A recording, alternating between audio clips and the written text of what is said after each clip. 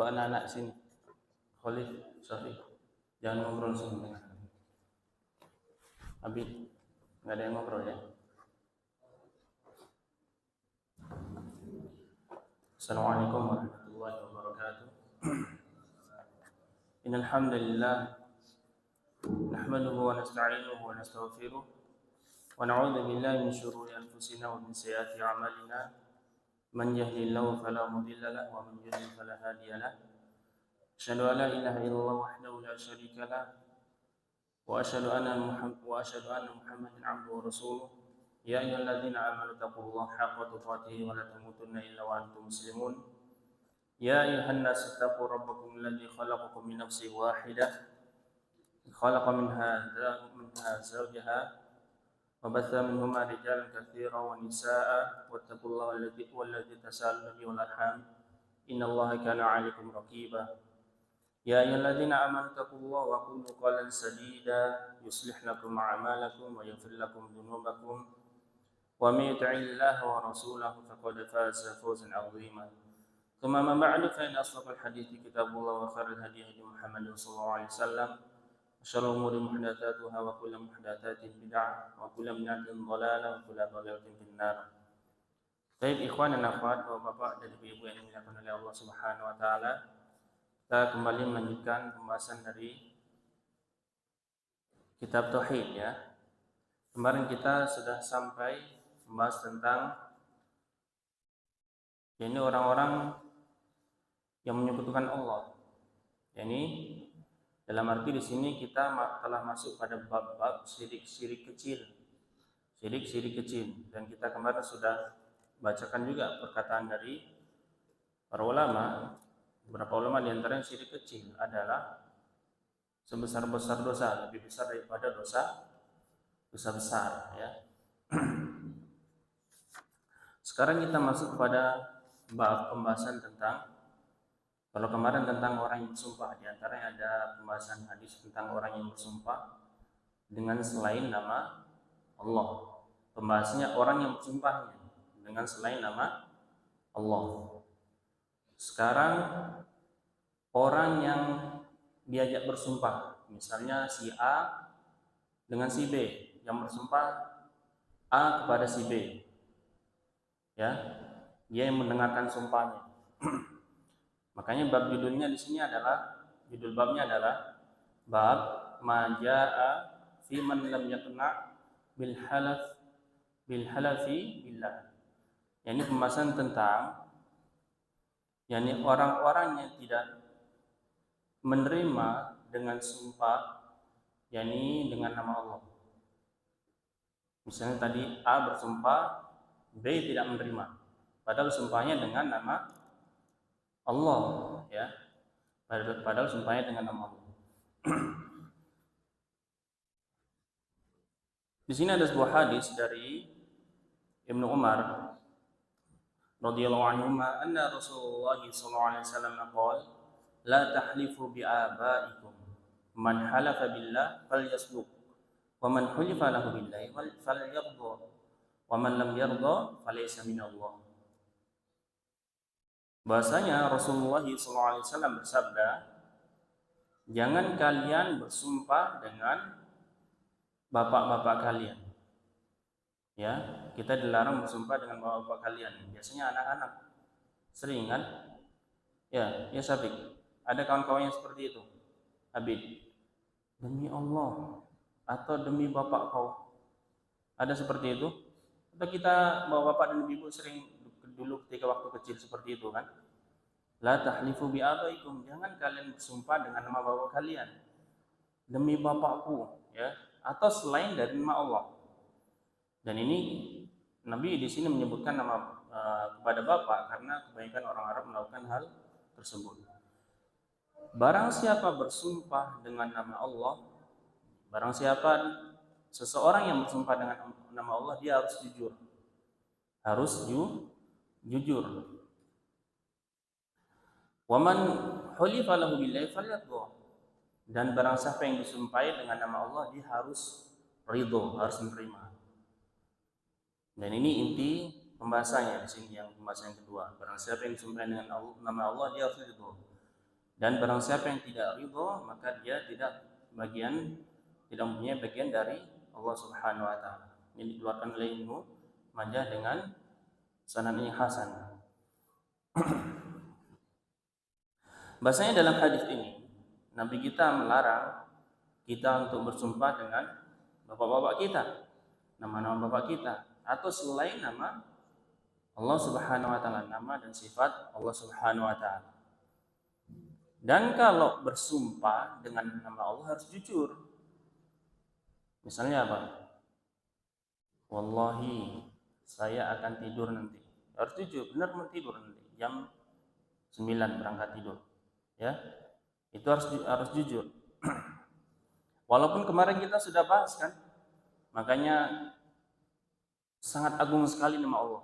Sampai Ibnu Mas'ud kemarin kan kita sudah sampaikan, la an ahlifa billahi kadiban ahabbu ilayya min an ahlifa bi ghairillah shadiqan. Apa kata Ibnu Mas'ud?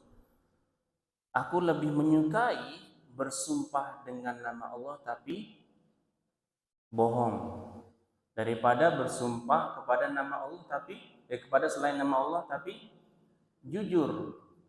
Karena apa? Sumpah itu berarti dia mengagungkan yang disumpahinya tersebut. Iya enggak? Berarti kan sesuatu yang disumpahi demi Allah, berarti yang disumpahi tersebut agung, Allah agung. Atau selainnya berarti dia telah mengagungkan hal tersebut yang disumpahi tersebut. Ya, makanya kita harus jujur. Makanya Ibnu Mas'ud dia lebih menyukai, bukan berarti dibolehkan ya, bersumpah dengan nama Allah tapi bohong, tapi harus jujur ya. Atau disukai dengan bersumpah pada nama selain Allah tapi jujur, tidak ya. Semuanya tidak disukai atau tidak dibolehkan. Itu menunjukkan bahwasanya dosa bersumpah kepada selain nama Allah itu adalah dosa syirik ya. Kemudian pembahasan yang kedua,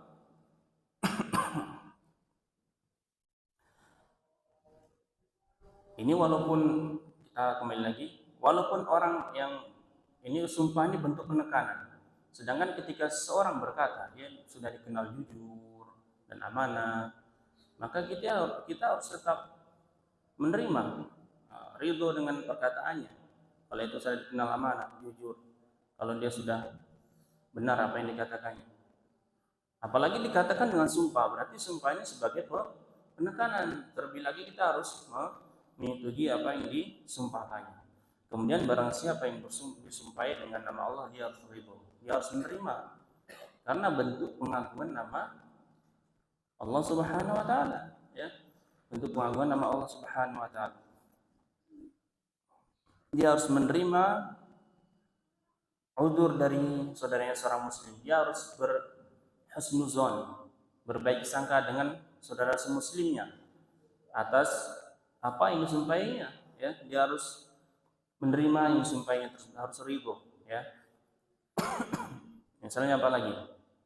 Orang yang disumpahi tadi, misalnya istri atau suami bersumpah pada istri, wallahi istriku, aku benar pengen nikah lagi. Maka istrinya harus apa? Harus ridho ya, harus ridho, jujur. Dia harus ridho menerima sumpah suaminya tersebut. Bukan berarti karena main-mainnya, karena sudah membawa nama siapa tadi? Nama Allah Subhanahu wa taala. Makanya kita harus menerima.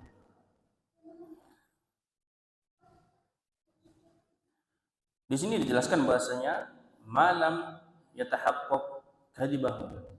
Selama kita harus menerima sumpah seorang muslim, selama dia tidak, tadi Syekh Utsaimin menjelaskan diantaranya adalah dia tidak dikenal pendusta atau lain sebagainya, tukang bohong, kefasikan dan lain sebagainya ya. Itu harus kita terima. Maka kalau kita tidak menerima sumpah tersebut, apa kata beliau sallallahu alaihi wasallam? Falaisa minallah, maka dia tidak ada bagian dari Allah Subhanahu wa taala. Maka faedah dari hadis ini diantaranya adalah haramnya bersumpah dengan nama selain Allah Subhanahu wa taala. Kita tidak boleh bersumpah kepada nama selain siapa, Abid? Selain Allah. Kalau kita bersumpah demi Ka'bah boleh apa enggak? Ka'bah itu mulia apa enggak? Kalau orang Islam sholatnya menghadap ke mana? Awan? Kiblatnya di mana? Kalau misalnya ada orang bersumpah demi Ka'bah, boleh apa enggak? Tidak boleh. Padahal Ka'bah mulia kan? Tidak boleh. Maka hanya boleh dengan demi Allah. Ya, demi Allah atau nama dan sifat Allah Subhanahu wa taala. Kemudian faedah kedua, jawazul halfi billah idza kana shadiqan. Bolehnya bersumpah dengan nama Allah kalau dia jujur. Boleh bersumpah dengan nama Allah kalau dia jujur. Akan tapi kemarin juga kita sudah menjelaskan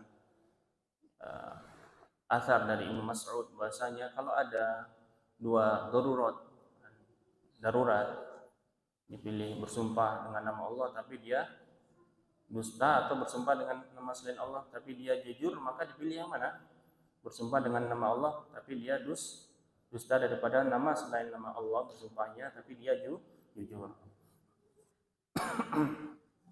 Karena konsekuensinya ketika seseorang bersumpah dengan nama selain nama Allah berarti dia telah berbuat syirik. Kemudian faedah ketiga, haramnya bersumpah dengan nama Allah dengan dusta, ya. Haramnya bersumpah dengan nama Allah dengan dusta.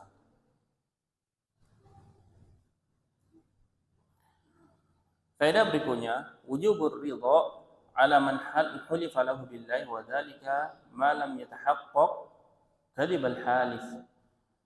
Wajibnya ridha menerima ini kepada orang yang disumpahi.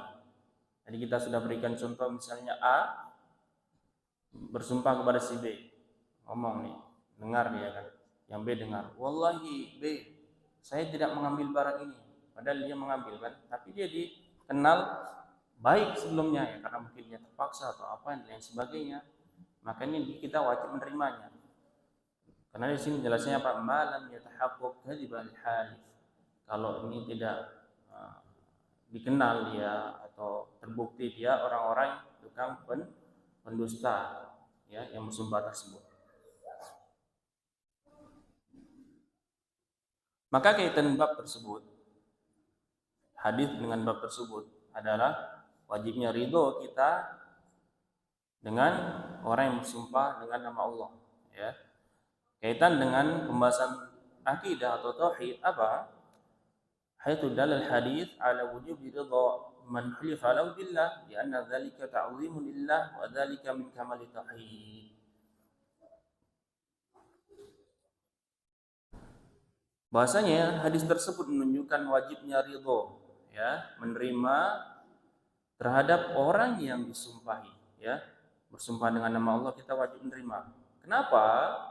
Karena yang demikian itu adalah ta'zim atau pengagungan kepada Allah Subhanahu wa taala. Bentuk kehati-hatian atau bentuk Nabi kita sayang kepada umatnya menutup semua jalan yang bisa menjatuhkan seseorang ke dalam perbuatan syirik. Ini diantaranya adalah bersumpah dengan nama selain Allah. Ini tidak boleh oleh Nabi kita, walaupun syirik kecil. Ya. Wadzalika min kamali tauhid. Karena apa? Bentuk pengagungan kita terhadap nama-nama dan juga sifat Allah itu adalah bentuk kesempurnaan tauhid kita kepada Allah Subhanahu wa taala. Ya karena para nabi dan para rasul tidak ada yang melakukan sedikit pun kesyirikan. Baik. Ini bab tentang pembahasan orang yang disumpahin, ya, disumpahin ya, kalau bahasa kita. Harus ridho. Ya. Kita akan lanjut kepada bab berikutnya. Jadi 3 bab berurutan ini masih ada kaitan sebenarnya. Bab berikutnya adalah babu qawli masya Allah wa syi'ta.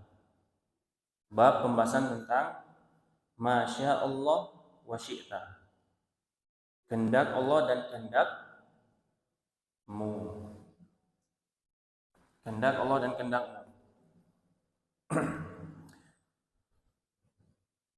An Qutailah anna Yahudiyan ata Nabiy sallallahu alaihi wasallam faqala innakum tusyrikun taqulun masya Allah syi'ta wa taqulun wal Ka'bah fa amarahum an-nabiy sallallahu alaihi wasallam idza aradu an yahlifu an yaqulu wa rabbil Ka'bah wa an yaqulu masya Allah thumma syi'ta rawahu Nasa'i wa sahhahahu.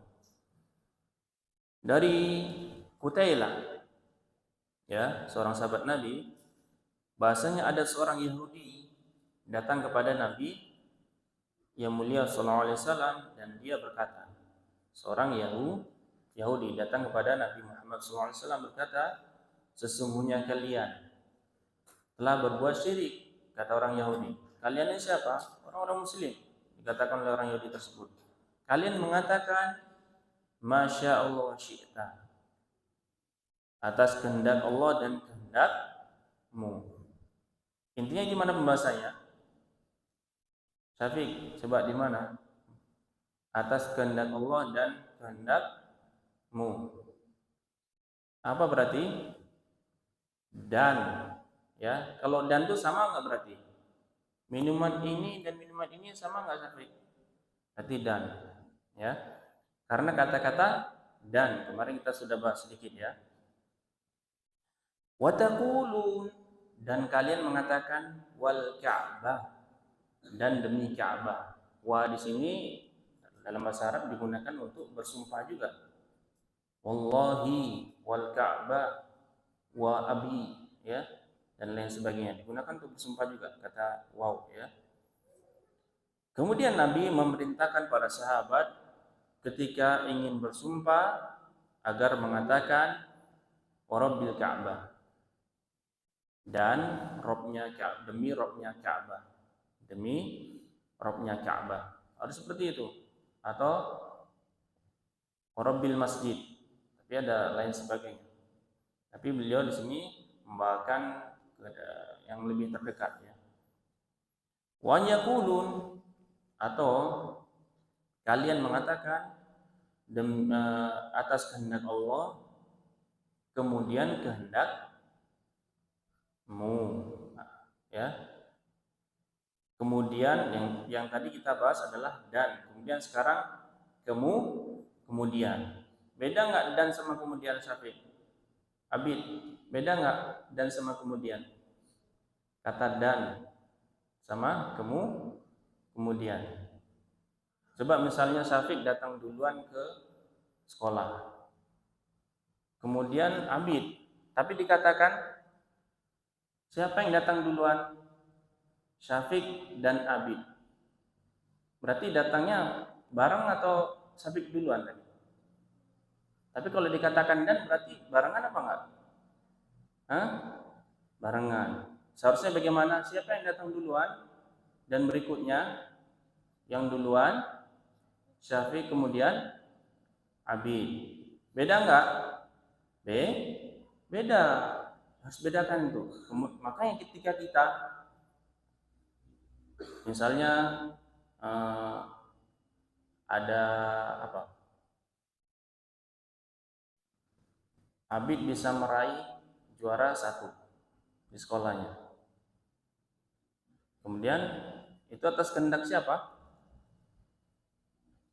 Atas kehendak siapa? Allah. Terus apa lagi yang dikatakan? Dan apa kemudian? Kemudian. Kalau dan boleh apa enggak? Masya Allah, Syafiq Abid juara 1 di kelas, ya. Dan ini karena kerja keras Abid. Boleh apa enggak? Boleh apa enggak?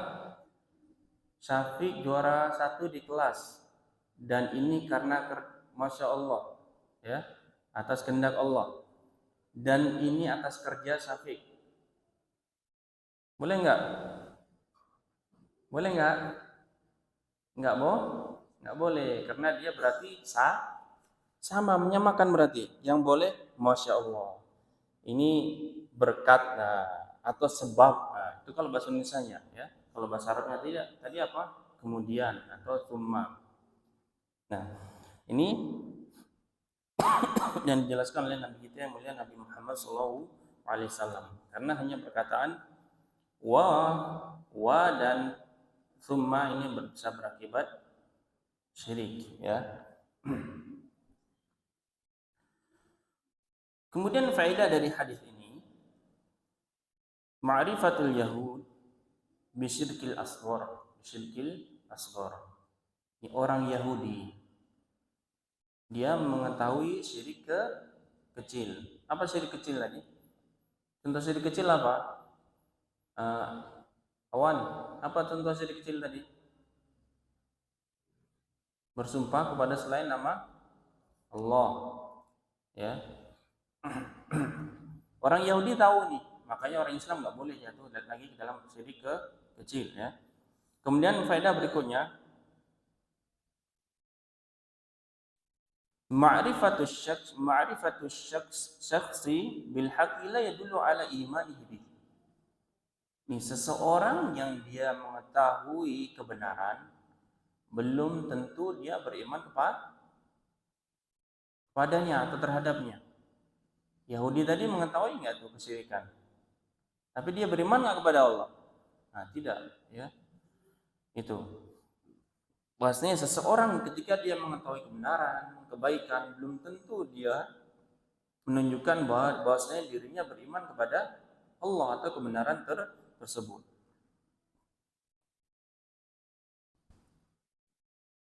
Kemudian atau masyiatil makhluk ala masyiatillah bil waw syirkun asghar, ya. Bahasa yang menggandengkan antara kehendak makhluk dengan kehendak Allah itu adalah syirik kecil.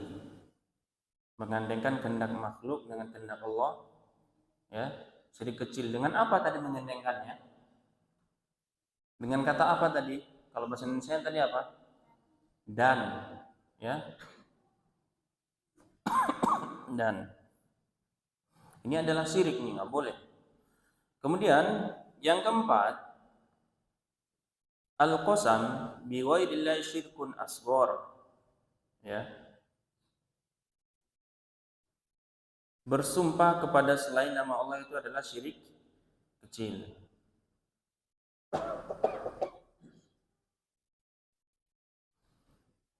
Kemudian faedah berikutnya,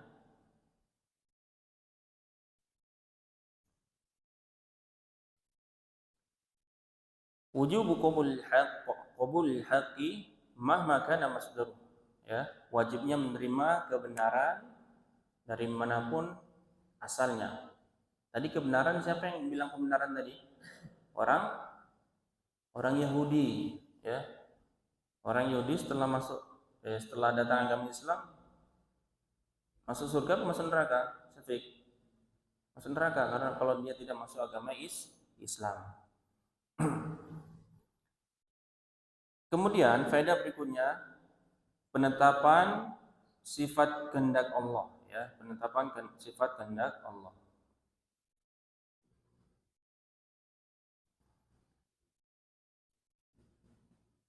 Faedah berikutnya, isbatul masyiati lil makhluk lakinnaha tabi'atun li masyiatillah. Penetapan kehendak makhluk. Makhluk punya kemauan apa enggak? Punya, ya. Akan tetapi dia mengikuti kehendak Allah, ya. Ya, Awan. Awan punya kemauan apa enggak? Awan punya kemauan apa enggak? Baik, Masya Allah, enggak konsentrasi berarti. Sabik punya kemauan apa enggak? Punya apa enggak? Punya kemauan atau keinginan. Punya kan? Pengen naik haji, pengen pulang apa enggak? Mau pulang enggak? Mau pulang. Tapi kalau Allah tidak berkehendak, bisa pulang apa enggak? Enggak bisa. Berarti kehendak atau kemauan orang, kemauan makhluk, semua selain Allah yang ada di alam ini adalah makhluk, ya. Itu mengikuti kehendak Allah Subhanahu wa taala, kemauan Allah ya. Kalau Allah tidak berkehendak ya sudah, nggak bisa apa-apa lagi.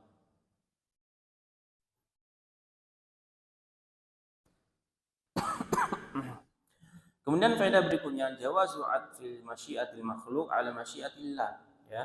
Bolehnya mengandengkan kehendak makhluk dengan kehendak Allah itu dengan kata kemudian atau summa kemudian ya.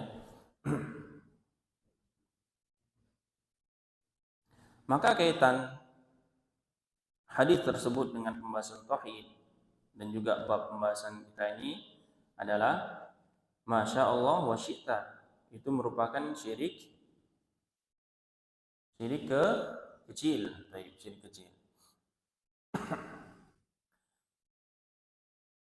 Kemudian sebuah hadis yang dikeluarkan oleh Imam Nasai, walahu aidan, dari Ibnu Umar juga ya, atau Qutailah ya.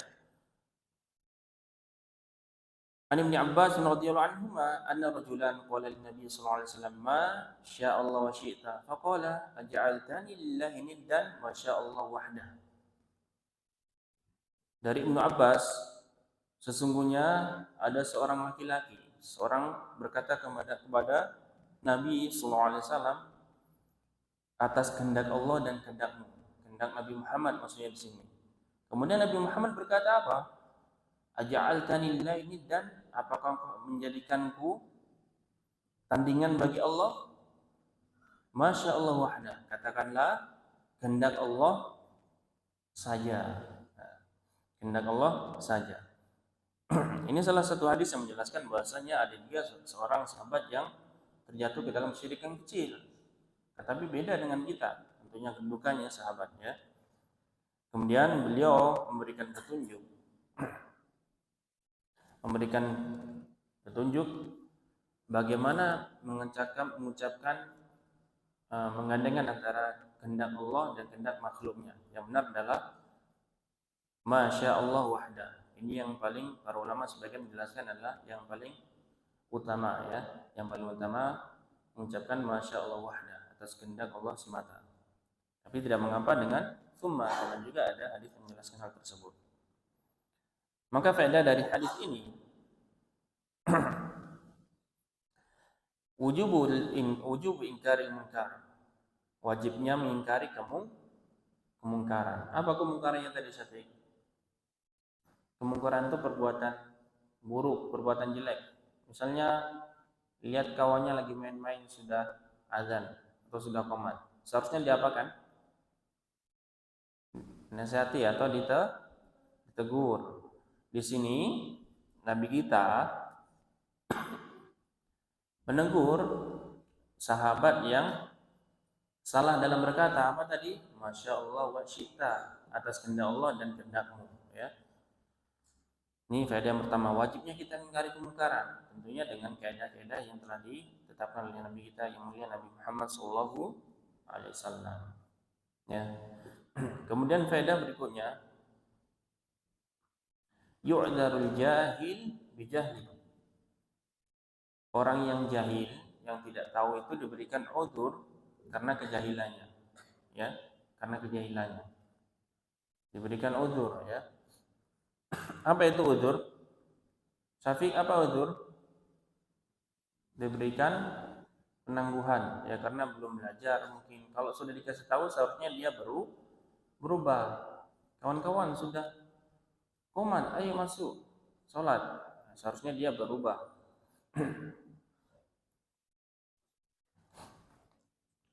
Baik.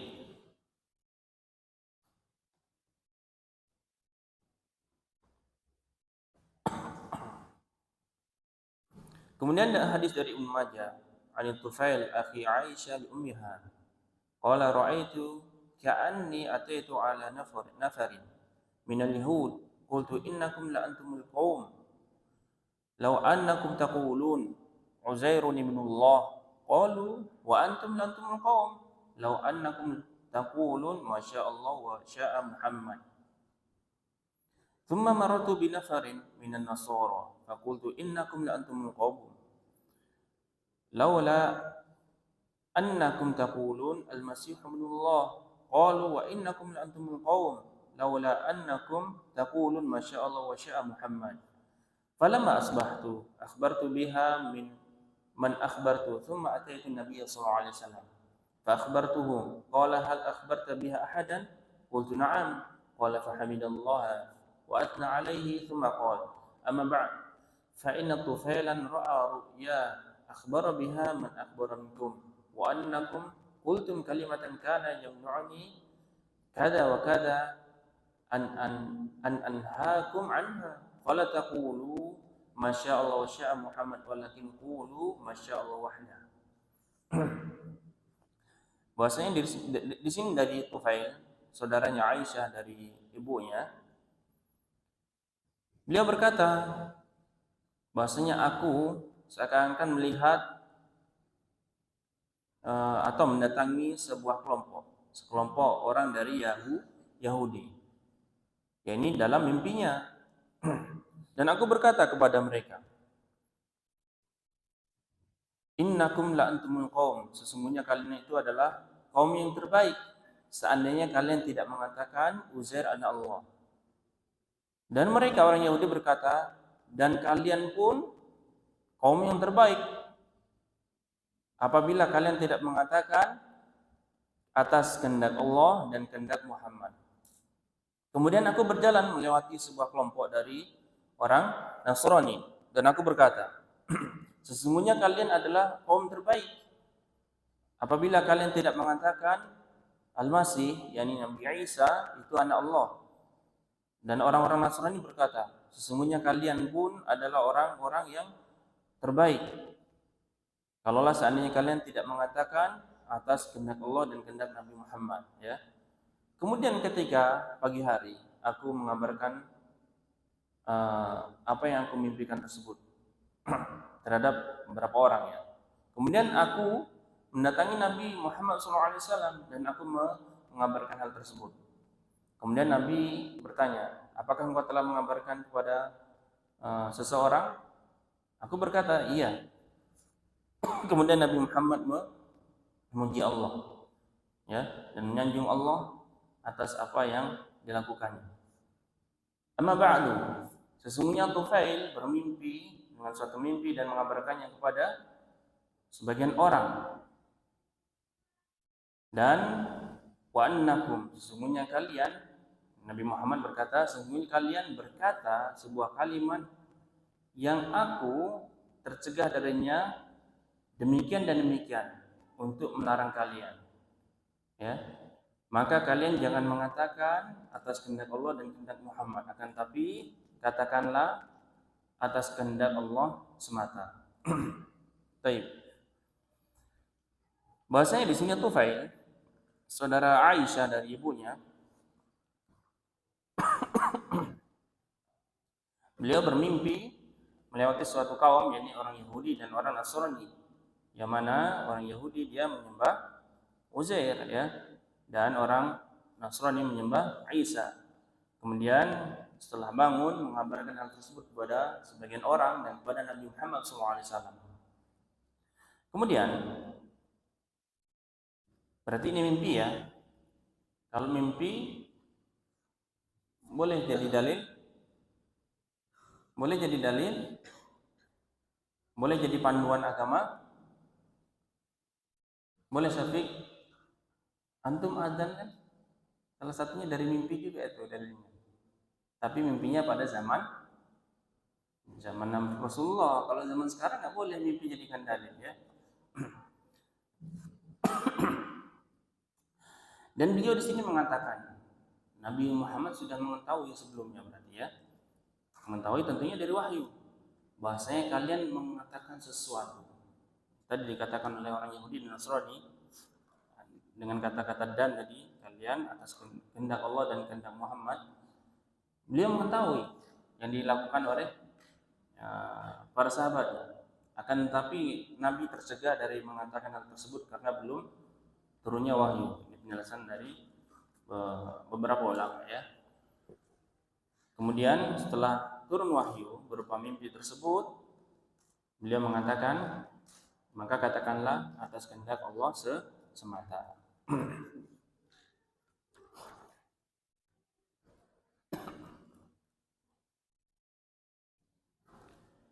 Baik.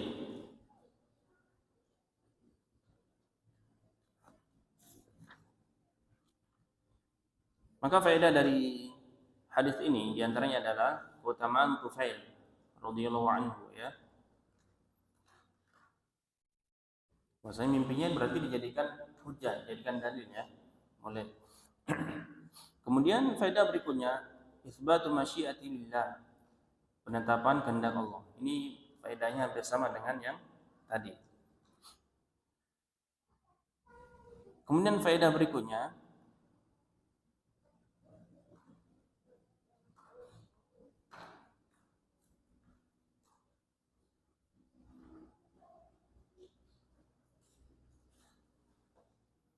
di masyru'iyatul ibtida'il khatib bihamdillah wa tsana'i alaihi. Disyariatkan memulai pembicaraan dengan hamdalah dan memuji Allah ya. Alhamdulillah salatu wassalamu ala alhamdulillahirabbil alamin. Itu salah satu contohnya. Kemudian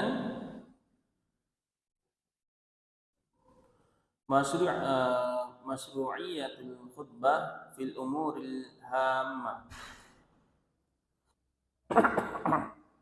Disyariatkannya untuk khutbah, menyampaikan sesuatu dalam perkara yang penting ya. Jadi disyariatkan semua syariatkan semuanya. Masyru'iyatu amma ba'du. Pensyariatan amma ba'du fil khutbah, dalam khutbah. Kemudian faedah berikutnya masyru'iyatu tatsabbut wa adami tasarru' fil umur. Disyariatkannya untuk tatsabbut. Apa itu tatsabbut? Mencari kebenarannya terlebih dahulu dan jangan terburu-buru dalam semua perkara. Kemudian faedah berikutnya al-amru bi ifradillahi bil masyiah. Ini mengesahkan Allah dalam masyiah. Apa itu masyiah? Kehendak Allah Subhanahu wa taala. Baik. Ini pembahasan kita sampai sini dari bab sumpah ya. Bahasanya kita harus mengetahui ini adalah syirik kecil. Dan yang harus kita ingat, syirik kecil itu bisa menjatuhkan seorang ke dalam syirik besar. Dan syirik kecil itu adalah dosa besar di atas dosa besar. Kan ada kita pernah mendengar al-kabair, dosa-dosa besar. Tapi syirik kecil itu di atas dosa al-kabair. Ini penjelasan dari para ulama. Wassallallahu alaihi subhanahu wa bihamdika asyhadu an la ilaha illa anta astaghfiruka wa atubu ilaik.